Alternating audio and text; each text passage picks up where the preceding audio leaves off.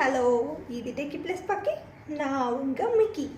இன்றைக்கி நம்ம இந்த வீடியோவில் என்ன பார்க்க போகிறோம் அப்படின்னா, துபாயில் என்னென்ன டைப் ஆஃப் விசா இருக்குது, அதுக்கு யார் யார் எலிஜிபிள், அது எப்படி அப்ளை பண்ணணும் அப்படிங்கிறதையும், ப்ளஸ் ஒர்க் விசாவில் எமிரேட்ஸ் ஐடி எல்லாருக்குமே இங்கே துபாயில் இருக்க நான் ரெசிடென்ட்ஸ் ஃபாரினர்ஸ் எல்லாருக்குமே வந்துட்டு எமிரேட்ஸ் ஐடி ரொம்ப இம்பார்ட்டன்ட். அந்த எமிரேட்ஸ் ஐடி வந்து இப்போது 2020-21 எப்படி அப்ளை பண்ணணும், என்னென்ன ப்ரொசீஜர், அதுக்கு என்னென்ன டாக்குமெண்ட் வேணும், யாரை போய் மீட் பண்ணணும், இந்த மாதிரி இன்ஃபர்மேஷன்லாம் நான் இந்த வீடியோவில் சொல்ல போகிறேன். ஓகே, ஃபர்ஸ்ட்டு துபாய் எடுத்துக்கிட்டிங்க அப்படின்னா முன்னாடி ஒரே ஒரு விசா தான் இருந்தது, ஒர்க் விசா மட்டும்தான். துபாயில் யாருமே வந்துட்டு பிஆர் வந்து வாங்க முடியாது. பிஆர் அப்படின்னா பெர்மனன்ட் ரெசிடென்ஸ். ஸோ மற்ற கண்ட்ரிலலாம் நீங்கள் இந்த கனடா, யூரோப், ஆஸ்திரேலியா, நியூசிலாந்து இந்த மாதிரி கண்ட்ரிலலாம் நீங்கள் வந்து பிஆர் வந்து அப்ளை பண்ணலாம். அவங்க ஒரு கேட்டகிரி வச்சுருப்பாங்க. அந்த கேட்டகிரி வந்து நீங்கள் சாட்டிஸ்ஃபை பண்ணிட்டீங்கன்னா உங்களுக்கு பிஆர் கொடுத்துருவாங்க. பட் துபாயில் பிஆர் வந்து கிடையாது, பர்மனன்ட் ரெசிடென்ட் யாருமே கிடையாது. அதுக்கு இப்போ வந்து லாஸ்ட் இயர் வந்து துபாய் கவர்மெண்ட் என்ன பண்ணியிருக்காங்க அப்படின்னா, கோல்டன் விசா அப்படின்னு ஒன்று வந்து சொல்லியிருக்காங்க. கோல்டன் விசா அப்படின்னா 10 இயர்ஸ் விசா இருக்குது, 5 இயர்ஸ் விசா இருக்குது. ஸோ அதுக்கு எந்தெந்த கேட்டகரியில் நீங்கள் எலிஜிபிள் வரீங்களோ அந்த விசாவுக்கு நீங்கள் வந்து அப்ளை பண்ணலாம். காமனாக இங்கே இருக்கிறது ஒர்க் விசா தான். இதர் 2 இயர்ஸ்க்கு வந்து விசா போட்டு தருவாங்க, இல்லைன்னா 3 இயர்ஸ்க்கு வந்து விசா போட்டு தருவாங்க. ஃபர்ஸ்ட் கோல்டன் விசாவை பற்றி பார்ப்போம். கோல்டன் விசா அப்படின்னா 10 இயர்ஸ் விசா சொல்லியிருந்தேன்ல, 10 இயர்ஸ் விசாவுக்கு நீங்கள் ஒரு ஆண்டர்ப்ரனராக இங்கே வந்து துபாயில் இருக்கணும். ஒரு இன்வெஸ்டராக நீங்கள் வந்து துபாயோட எக்கனாமிக் க்ரோத்துக்கு வந்து நீங்கள் ஹெல்ப் பண்ணீங்க அப்படின்னா மினிமம் உங்களோட இன்வெஸ்ட்மெண்ட்டோட வேல்யூ 10 மில்லியன் திராமாக இருக்கணும். அப்படிப்பட்டவங்க வந்துட்டு 10 இயர்ஸ் கோல்டன் விசாக்கு வந்து எலிஜிபிள். அது வந்து எந்த லோனாக இருக்கக்கூடாது, உங்களோட ஓன் அமௌண்ட்டாக இருக்கணும். அது இன்சைட் யூஏஇயில் வந்து நீங்கள் வந்து இன்வெஸ்ட் பண்ணியிருக்கணும். அப்படிப்பட்டவங்களுக்கு இன்னும் இப்படி இருக்கவங்களுக்கு வந்து 10 இயர்ஸ் விசா வந்து eligible. And one more thing, நீங்கள் வந்து ஒரு சயின்டிஸ்ட்டாக இருக்கீங்க, இல்லை உங்களுக்கு வந்து ஒரு நல்ல டேலண்ட் இருக்குது, ஒரு ரிசர்ச் வந்து நீங்கள் பண்ணிகிட்ருக்கீங்க, அது வந்து யூஏஇயை நெக்ஸ்ட் லெவல் எடுத்துகிட்டு போகிறதுக்கு யூஸ் ஆகும் அப்படின்னா, நீங்கள் ஒரு டேலண்டட் பர்சனாக இருந்தீங்கன்னா நீங்களும் இங்கே இருக்க ministry of science and technology இருக்குல்ல துபாயில், அவங்களுக்கு வந்து உங்களோட ரிசர்ச் வந்து அனுப்பலாம். நீங்கள் ஒரு ஃபீல்டில் சயின்டிஸ்ட்டாக ஒரு 10 இயர்ஸ் அந்த ஃபீல்டில் நீங்கள் இருக்கீங்க, நிறையா ரிசர்ச் பண்ணியிருக்கீங்க அப்படின்னா, உங்களுக்கு துபாய் வந்து பிடிச்சிருக்கு, நீங்கள் துபாயில் வந்து இருக்கணும் அப்படின்னா நீங்கள் கண்டிப்பாக இந்த 10 இயர்ஸ் விசாக்கு வந்து அப்ளை பண்ணலாம். உங்களோட ரிசர்ச் பேப்பர், நீங்கள் வந்து உங்களோட சயின்ஸ் அண்ட் டெக்னாலஜி ரிலேட்டடாக நீங்கள் வந்து அவங்கள அப்ரோச் பண்ணீங்க அப்படின்னா நீங்கள் எலிஜிபிள்னால் உங்களுக்கு வந்து நெக்ஸ்ட் ப்ராசஸ் பற்றி சொல்லுவாங்க. ஸோ இன்னொன்று சொல்லியிருந்தேன், இன்வெஸ்டருக்கு வந்துட்டு இது ஒரு நல்ல வந்து ஆப்பர்ச்சுனிட்டி. ஓகே, பிகாஸ் யூஏஇ வந்து டேக்ஸ் ஃப்ரீ கண்ட்ரி. இன்னொரு அடிஷ்னல் இன்ஃபர்மேஷன் என்னென்னா, எல்லா கண்ட்ரியில் வந்து பிஸ்னஸ் வச்சுருக்கவங்களோ யூஏஇயில் கண்டிப்பாக வந்துட்டு அவங்களோட ஃபினான்ஷியல் வந்து சென்டராக வச்சுருப்பாங்க. பிகாஸ் யூஏஇ வந்து டேக்ஸ் ஃப்ரீ கண்ட்ரி அப்படிங்கிறதுனால. தென் இன்னொன்று என்ன அப்படின்னா 5 இயர்ஸ் விசா. 5 இயர்ஸ் விசா அப்படின்னா நீங்கள் வந்து இன்வெஸ்ட் பண்ணுற வேல்யூ வந்து 5 மில்லியன் திராமாக இருக்கணும். அப்படின்னா உங்களுக்கு வந்து 5 இயர்ஸ் விசா கேட்டகரியில் நீங்கள் வருவீங்க. இதுலேயும் வந்துட்டு வந்து ஸ்டூடெண்ட்ஸ்க்கு வந்துட்டு நீங்கள் ஒரு அவுட்ஸ்டாண்டிங் ஸ்டூடெண்ட்டாக இருந்தீங்க அப்படின்னா நீங்கள் வந்துட்டு இந்த 5 இயர்ஸ் விசாக்கு வந்துட்டு இங்கே அப்ளை பண்ணலாம். தென் உங்களோட பர்சன்டேஜ் வந்து அவங்க கேட்டகரி வச்சுருக்காங்க, இவ்வளோ பர்சன்டேஜ் வேணும் அப்படின்னு சொல்லிட்டு, உங்களோட அகாடமிக்கில் இவ்வளோ பர்சன்டேஜ் வேணும் அப்படின்னு வச்சுருக்காங்க. எகெயின் வந்து செம்ம டேலண்டட் பர்சன், ஆர்டிஸ்ட், இவங்களாம் வந்துட்டு ரொம்ப டேலண்டட் பர்சனாக இருந்தீங்கன்னா இங்கே இருக்க மினிஸ்ட்ரியை வந்து நீங்கள் வந்து அப்ரோச் பண்ணலாம். அவங்க வந்துட்டு சில க்ரைட்டீரியா வச்சுருக்காங்க. அது வந்து உங்களுக்கு வந்து எலிஜிபிள் இருக்குது அப்படின்னா கண்டிப்பாக உங்களுக்கு 5 இயர்ஸ் விசா வந்து நீங்கள் வந்து அதுக்கு எலிஜிபிளாக இருப்பீங்க. தென் ஃபைனலாக இங்கே வந்து ப்ராப்பர்ட்டி வாங்கலாம். நான் ரெசிடென்ட்ஸாக இருக்கவங்க ப்ராப்பர்ட்டி வாங்கலாம். 1 மில்லியன் திராமுக்கு குறையாமல் இருக்கணும் அவங்களோட ஒர்த் வேல்யூ. ஸோ வந்து அதுவும் சில பல ஏரியா மட்டும்தான் இருக்குது, அங்கே மட்டும்தான் நீங்கள் ப்ராப்பர்ட்டி வாங்க முடியும். அப்படி ப்ராப்பர்ட்டி வாங்கினீங்கன்னா அது 99 இயர்ஸ் வந்து லீஸ் கான்ட்ராக்டில் வரும். ஸோ அந்த மாதிரி நீங்கள் வந்து பண்ணலாம். அடுத்த திங் வந்து இங்கே காமனாக இருக்கிறது ஒர்க் விசா. ஒர்க் விசா அப்படிங்கிறது ஸ்பான்சர் விசான்னு சொல்லுவாங்க. என்னென்னா நீங்கள் எந்த ஒரு கம்பெனியில் ஒர்க் பண்ணுறீங்க அப்படிங்கிறத பொறுத்து அந்த கம்பெனி வந்து உங்களுக்கு 2 இயர்ஸ் விசா, 3 இயர்ஸ் விசா அப்படின்னு சொல்லிட்டு வந்து கொடுப்பாங்க. ஸோ எவ்ரி 2 இயர்ஸ்க்கு அப்புறம் வந்துட்டு இது வந்து இந்த விசா கேட்டகரியிலே 2 இருக்குது. ஒன்று வந்து பவுண்டட் விசா, இன்னொன்று அன்பவுண்டட் விசா. பவுண்டட் விசானா அது வந்து ஆட்டோமேட்டிக் ரினியூவல் மாதிரி. அன்பவுண்டட் விசானா 2 இயர்ஸ்க்கு ஒன்ஸ் உங்களை பிடிச்சிருந்தா, உங்கள் வேலை நல்லா இருந்தால் விசா வந்து ரினியூவல் பண்ணுவாங்க, இல்லைன்னா அவ்வளோதான், உங்களோட விசா வந்து முடிஞ்சிடும். ஓகேவா? தென் இதில் வந்து ஃபேமிலி ஸ்பான்சர் விசா இருக்குது. இப்போது வந்து யூஏயை பொறுத்த வரைக்கும் ஹஸ்பண்ட் வந்து இங்கே ஒர்க் பண்ணுறாங்க, அவங்க வந்து மினிமம் 5,000 எபோவ் வந்து திராம் பர் மந்த் சேலரி வாங்குறாங்க, ஒரு நல்ல எலிஜிபிள் கேட்டகிரியில் இருக்காங்க அப்படின்னா, இது கம்பெனி பொறுத்து டிஃபர் ஆகும். மினிமம் 5,000 திராம் வந்து வேணும். அப்படி இருக்கவங்க வந்துட்டு உங்களோட ஒய்ஃப்க்கும் உங்களோட சைல்டுக்கும் நீங்கள் வந்துட்டு இங்கே ஃபேமிலி விசா வந்து ஸ்பான்சர் பண்ணலாம். ஃபேமிலி விசா வந்து நீங்கள் ஸ்பான்சர் பண்ணுறப்போ, இப்போது ஹஸ்பண்ட் வந்து ஒய்ஃப்க்கு ஸ்பான்சர் பண்ணுறாங்க அப்படின்னா அந்த ப்ரொசீஜர் வந்து ரொம்ப ரொம்ப ஈஸியாக வந்துட்டு நீங்கள் ப்ரொசீஜர் வந்துட்டு உங்களோட வந்து மேரேஜ் சர்டிஃபிகேட் வித் அட்டஸ்டேஷன் நீங்கள் வந்து இங்கே ப்ரொவைட் பண்ணணும். ஸோ இந்த மாதிரி உங்கள் பாஸ்போர்ட்டில் வந்து மென்ஷன் ஆகிருக்கணும் ஸ்பவுஸ் கேட்டகிரியில். ஸோ இந்த மாதிரி நீங்கள் இருந்தீங்கன்னா ஈஸியாக வந்து ப்ராசஸ் இருக்கும். ப்ளஸ் உங்கள் கம்பெனியை டிபெண்ட் பண்ணி கம்பெனி வந்து என்ஓசி கொடுக்கணும், ப்ரொசீஜர் அவங்க வந்து எடுத்துகிட்டு போகணும். ஸோ இந்த மாதிரி வந்து ஈஸி ப்ரொசீஜர் தான் கம்பேரிட்டிவ்லி. இதே ஒரு கேர்ள் வந்து ஹஸ்பண்ட்க்கு ஸ்பான்சர் பண்ணுறாங்க அப்படின்னா இங்கே வந்து கொஞ்சம் வந்துட்டு ப்ரொசீஜர் வந்து ரொம்ப கொஞ்சம் கஷ்டம்னு வச்சுக்கோங்களேன், அந்த மாதிரி. So and one more thing ரொம்ப ரொம்ப இம்பார்ட்டன்ட். இப்போ என்னோடய பிரதர் வந்து அவங்க குட்டி பாப்பா வந்து இங்கே கூட்டிகிட்டு வந்தாங்க. ஸோ ஸ்கூல் சேர்த்துறதுக்கு எமிரேட்ஸ் ஐடி ரொம்ப ரொம்ப முக்கியம். ஸோ நீங்கள் விசா எடுத்துகிட்டு வரீங்கன்னா எமிரேட்ஸ் ஐடி எல்லா ப்ராசஸும் முடிச்சுட்டு ஸ்கூல் ஜாயின் பண்ணுற மாதிரி கூட்டிகிட்டு வாங்க. பிகாஸ் நீங்கள் டேரெக்டாக ஜாயின் பண்ணிக்கலாம் அப்படின்னு கூட்டிகிட்டு வந்தீங்கன்னா இல்லை, எமிரேட்ஸ் ஐடி இங்கே ரொம்ப ரொம்ப இம்பார்ட்டன்ட்.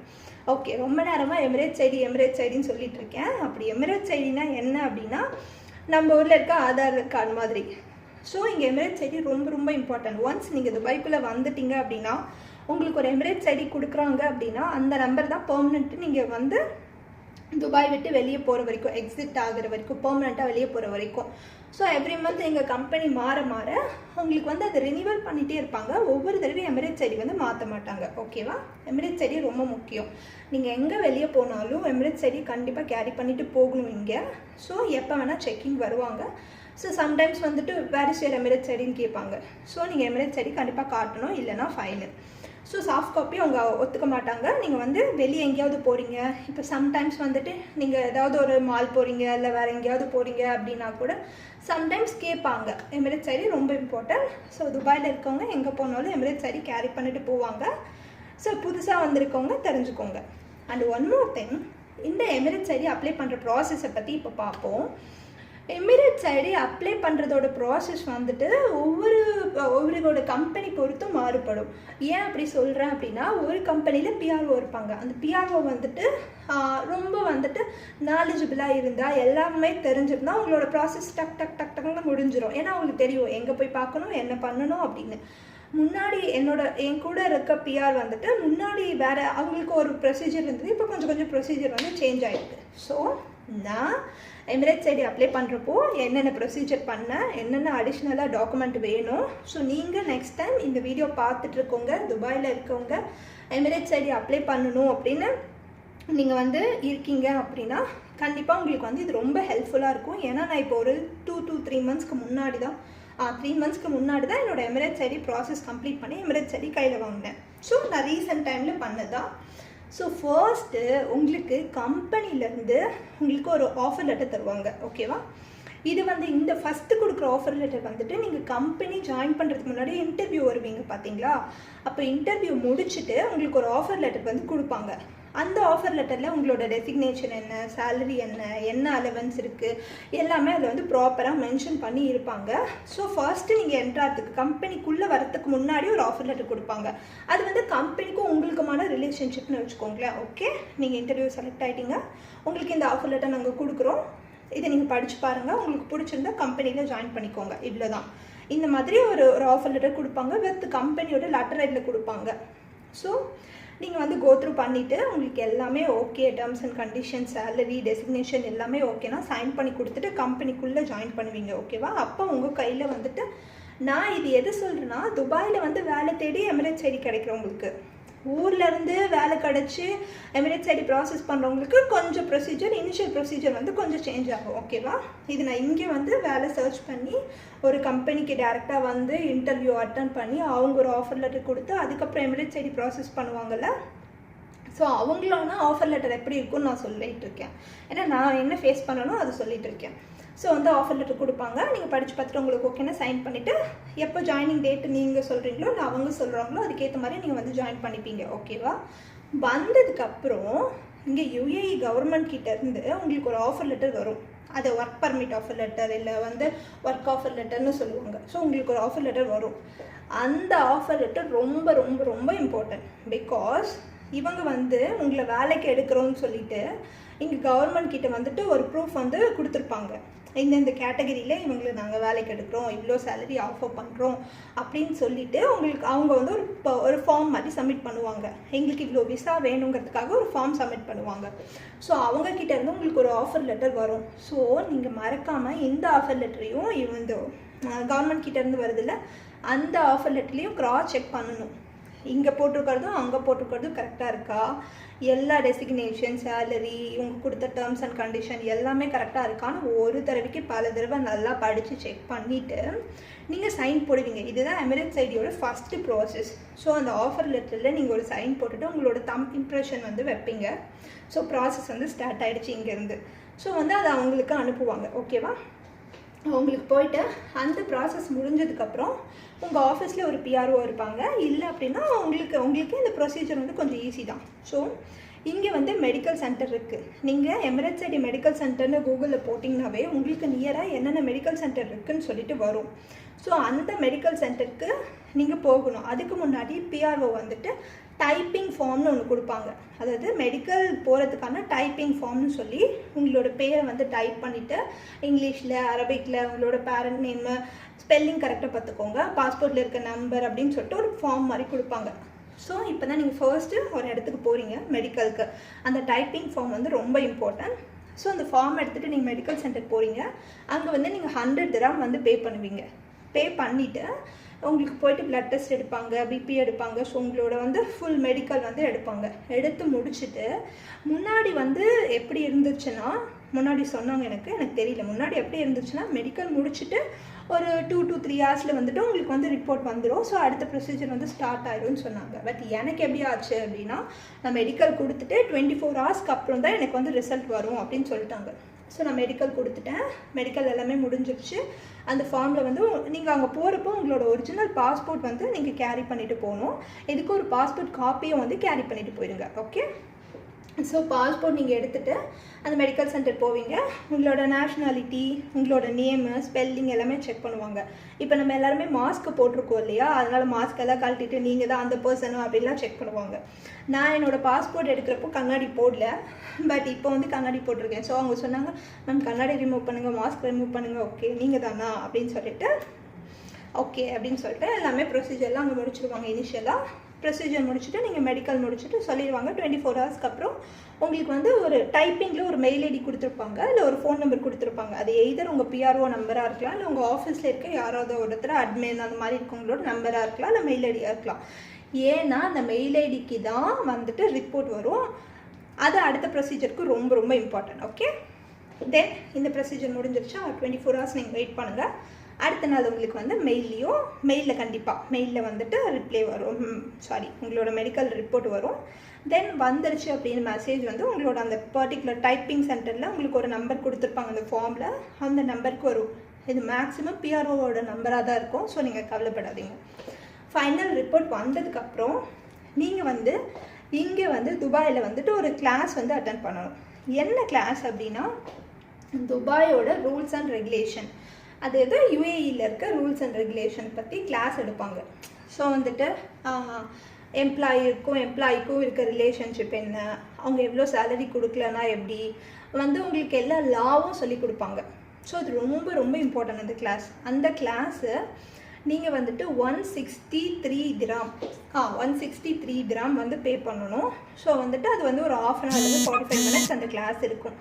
நீங்கள் ஃபர்ஸ்ட்டு உள்ளே போயிட்டு என்னென்ன கேரி பண்ணிட்டு போகணும் அங்கே அப்படின்னா, உங்களோட மெயிலில் இருக்க அந்த மெடிக்கல் ரிப்போர்ட் கண்டிப்பாக கேரி பண்ணிட்டு போகணும். மெயிலில் இருக்குது, சாஃப்ட் காப்பி இருக்குதுன்னு சொல்லிட்டு நீங்கள் அப்படியே போயிடக்கூடாது. ஹார்ட் காப்பி ரொம்ப ரொம்ப முக்கியம் அந்த இடத்துல.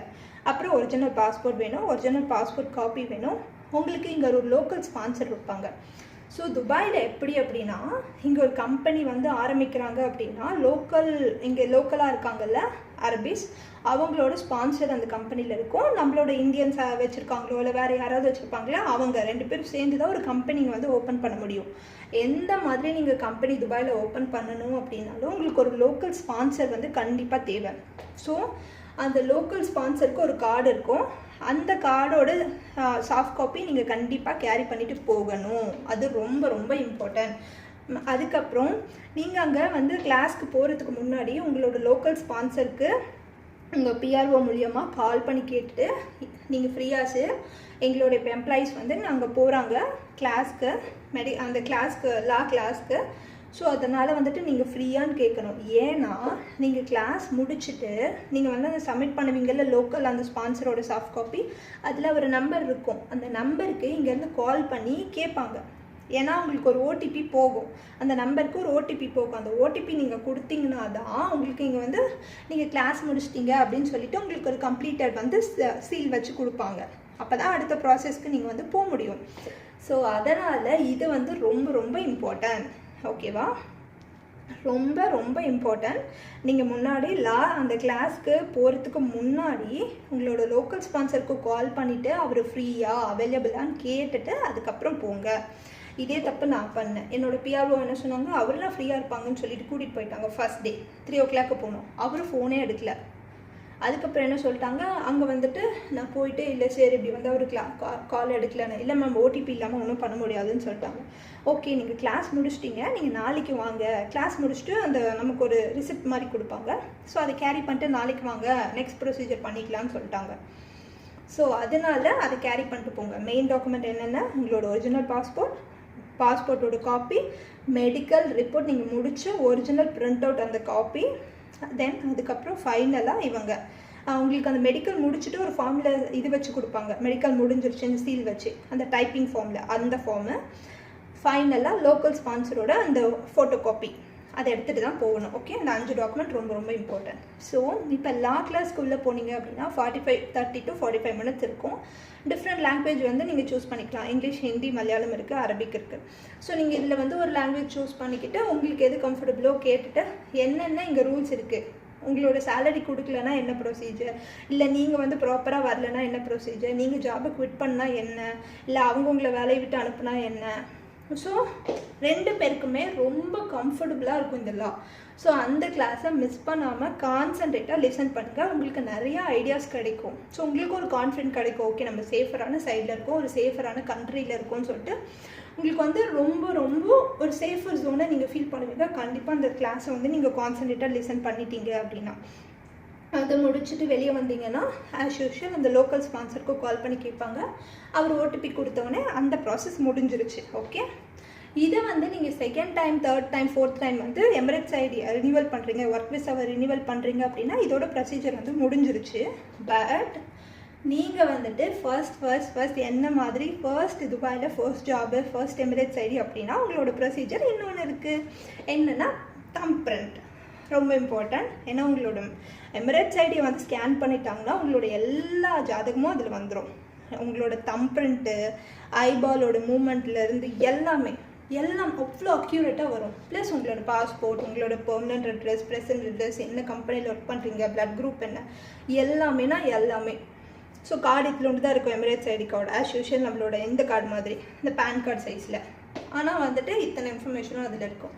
ஸோ நீங்கள் வந்துட்டு எமிரேட்ஸ் ஐடி அப்படின்னா நீங்கள் சர்ச் பண்ணிவிட்டு இம்ப்ரெஷன் ஃபிங்கர் பிரிண்ட் கொடுக்க போகணும். ஸோ உங்களோட ஃபிங்கர் பிரிண்ட் நீங்கள் அங்கே போகிறப்போ என்னென்ன கேரி பண்ணிட்டு போகணுன்னா, நீங்கள் கிளாஸ் முடித்ததுக்கான ப்ரூஃபு, மெடிக்கல் முடித்ததுக்கான ப்ரூஃபு, உங்களோட ஒரிஜினல் பாஸ்போர்ட் வந்து ரொம்ப ரொம்ப இம்பார்ட்டன்ட். ஒரிஜினல் பாஸ்போர்ட் எடுத்துகிட்டு அங்கே போகணும். போயிட்டு ஸோ இதோட வந்து சாஃப்ட் காப்பியும் ஒரு செட் வந்து கேரி பண்ணிக்கோங்க. எனக்கு கேட்கல, பட் கேரி பண்ணிக்க சொன்னாங்க, நீங்கள் கேரி பண்ணிக்கோங்க. போயிட்டு உங்களோட பாஸ்போர்ட் கொடுத்துட்டு நீங்கள் எல்லாமே முடிச்சிட்டிங்களான்னு செக் பண்ணுவாங்க. செக் பண்ணி முடிச்சுட்டு இப்படி 10 விரலையும் வச்சு பாம்லாம் வச்சு உங்களோட எல்லா இம்ப்ரெஷன், ஐபாலோட மூமெண்ட் எல்லாமே வந்து கேப்சர் பண்ணிப்பாங்க. கேப்சர் பண்ணிவிட்டு முடிச்சிருவாங்க. ஃபைனலாக முடிச்சிட்டாங்க, எல்லாமே முடிஞ்சிருச்சு. எமிரேட்ஸ் ஐடியோட ப்ராசஸ் வந்து முடிஞ்சிருச்சு. எமிரேட்ஸ் ஐடிக்கான ப்ராசஸ் வந்து முடிஞ்சிருச்சு. நெக்ஸ்ட்டு ப்ராசஸ் வந்து பாஸ்போர்ட்டில் விசா ஸ்டாம்பிங் வந்து ரொம்ப ரொம்ப இம்பார்ட்டன்ட். நீங்கள் என்ன கம்பெனியில் ஒர்க் பண்ணுறீங்க அப்படிங்கிறதுக்கான ப்ரூஃப் அங்கே அப்படி இருக்குது. ஸோ அதுக்கு வந்துட்டு நீங்கள் வந்து இங்கே ஆஃபீஸ் போகணும். போயிட்டு உங்கள் பிஆர்ஓக்கு அந்த ஆஃபீஸ் தெரியும். ஏன்னா நான் ஏன் இந்த இடத்துல இருக்கேன் அந்த இடத்துல இருக்கேன்னு இப்போ ஒரு பர்டிகுலர் இடத்த வந்து மென்ஷன் பண்ணலை, இல்லை நீங்கள் கூகுளில் பாருங்கன்னு சொல்கிறேன்னா பிகாஸ் இங்கே நிறையா சென்டர் இருக்குது. இப்போ நான் வந்துட்டு இங்கே இருக்கேன், பர்ஜமண்டில் இருக்கேன்னா அதுக்கு நியராக நிறையா சென்டர் இருக்குது. இப்போ ஸ்போர்ட்ஸ் சிட்டினா அதுக்கு நிறையா சென்டர் இருக்குது. துபாயிலன்னா அதுக்கு பக்கத்தில் நிறையா சென்டர் இருக்குது.